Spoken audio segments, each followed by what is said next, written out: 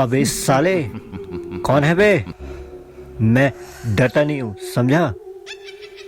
सामने आकर दिखा। ओए, क्या ही सामने आ।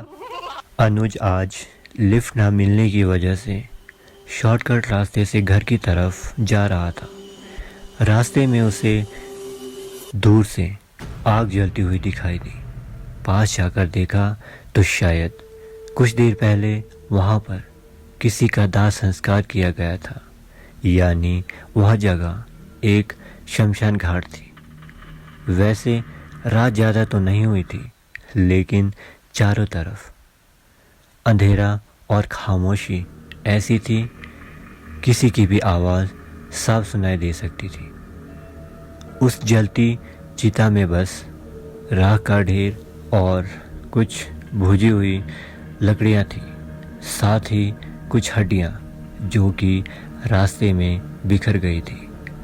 अनुज ने फुटबॉल की तरह हड्डियों पर किक मारी और वो हड्डियाँ दूर दूर जाकर बिखर गई। ज़्यादा दूर नहीं गया था अनुज, तभी उसे ये आवाज़ सुनाई देने लगी।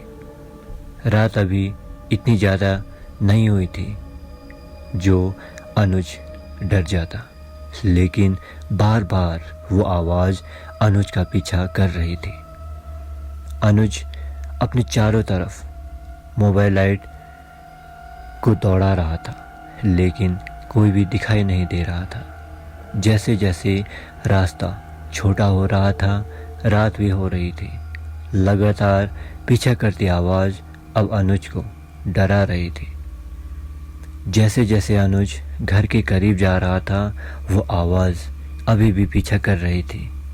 हैरान परेशान अनुज की नज़र जब उस हड्डी पर पड़ी जो उछलकर पीछे पीछे आ रही थी, तो मानो पैरों के नीचे से ज़मीन निकल गई हो, सांसें रुक सी गई।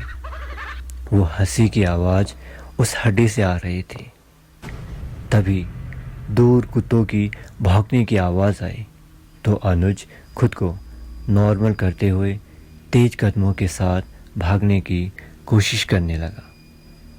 घर पहुंचते ही बिना खाना खाए सीधा अपने रूम में जाकर सो गया। ज़्यादा देर सो नहीं पाया, झट से नींद खुली और वो अभी भी उसी घटना को याद कर रहा था।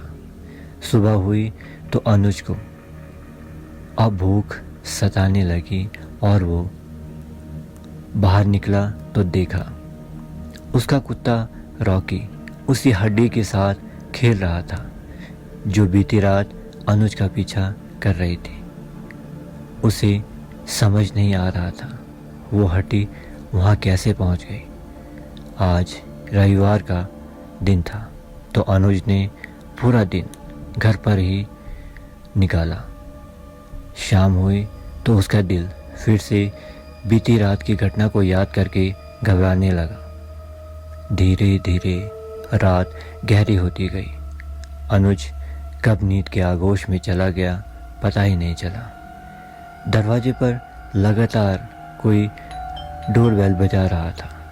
अनुज आधी नींद में उठा और दरवाजे के पास जाकर जब बाहर देखा तो बेहोशी से उसे चक्कर आने लगे।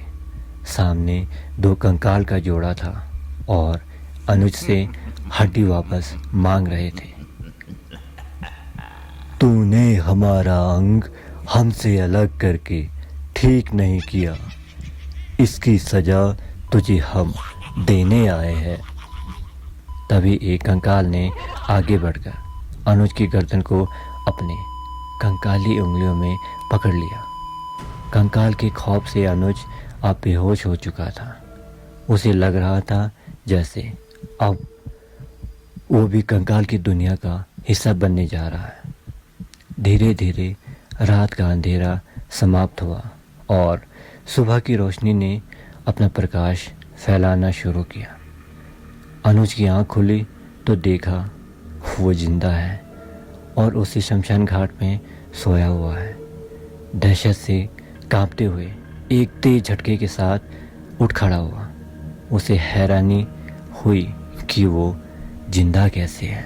अनुज ने बिना कोई देरी किए वहाँ से भागता हुआ सीधे अपने घर आया। उसकी तबीयत खराब हो रही थी, वो बीमार पड़ गया। उसी शाम किसी पंडित जी को बुलाया गया तो पता चला उसे मशान लग गया था। पंडित जी ने बताया वो हड्डी बहुत भयानक होती है, इसीलिए उसने घर तक भी पीछा नहीं छोड़ा। पंडित जी ने मशान को हटा दिया और अनुज गहरी नींद में आराम करने लगा। भूत प्रेत और मशान की सच्चाई को जानने के लिए चैनल में बने रहें और इंतज़ार करें इस कहानी के दूसरे भाग शमशान घाट का।